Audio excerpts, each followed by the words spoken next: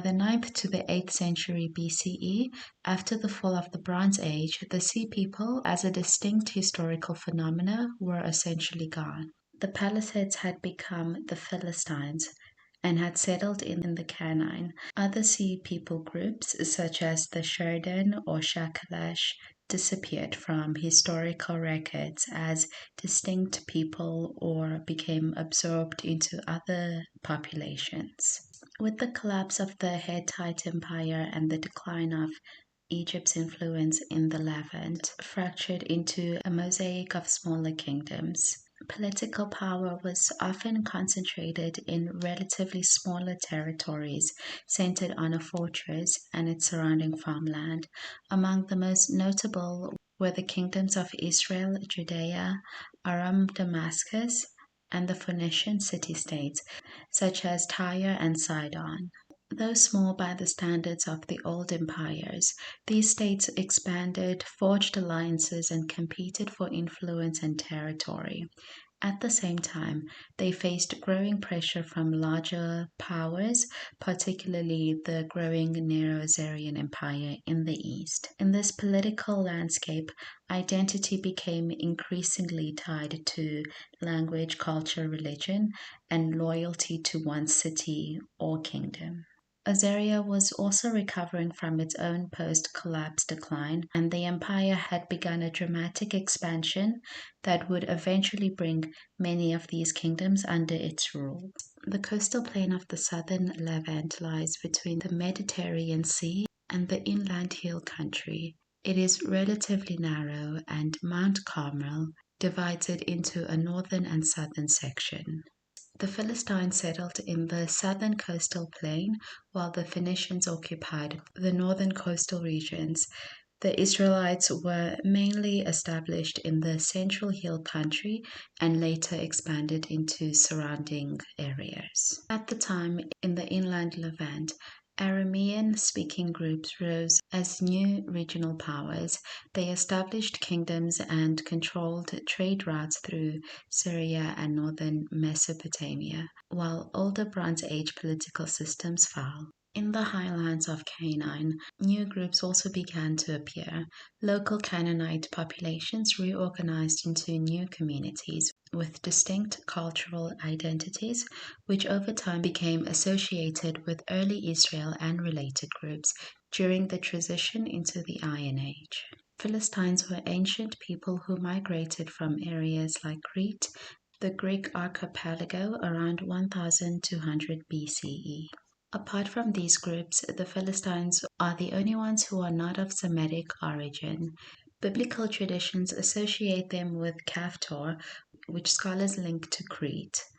Modern archaeology suggests that they were seafaring people from multiple Aegean regions. In fact, among them were a certain number of Indo-Europeans. They formed a confederation of 5 cities known as the Philistine Pentapolis and established themselves in strongholds from which they resisted the assaults of the Israelites. The presence of the Philistines was so significant that their name was later associated with the region, which became known as Palestine. Around 1174 BCE, in the 12th century BCE, Egyptian records mention the Palisade, one of the groups known today as the Sea Peoples. The Philistines later settled themselves along the southern coast of Canaan. Centuries later, Greek writers such as Herodotus used the term Palestina to describe the region, a name derived from the Philistines. Years later, after the Bar Kokhba revolt was defeated in 135 CE, Emperor Hadrian renamed the Roman province Judea as Syria Palestina, although the term had already existed in Greek geography. This revolt was to punish and de-emphasize Jewish identity, especially related to Judea, after the Jews attempted a revolt against the Romans. Much of what we know about the Philistines come from a number of sources, like the Egyptian inscriptions from Ramesses III's records, archaeology like the Philistines Pentapolis, Assyrian records, later Greek and other ancient sources, and also some information from the Christian Bible. From this, it would appear that the Philistines were a warlike and seafaring people. Biblical texts like the Samson story, where he was given power by God to fight the Philistines, show examples of conflict, where the Philistines were ruling over Israel. Another portrayal is of David's campaigns breaking Philistine power in 2 Samuels. And these show instances where the Israelites were victorious.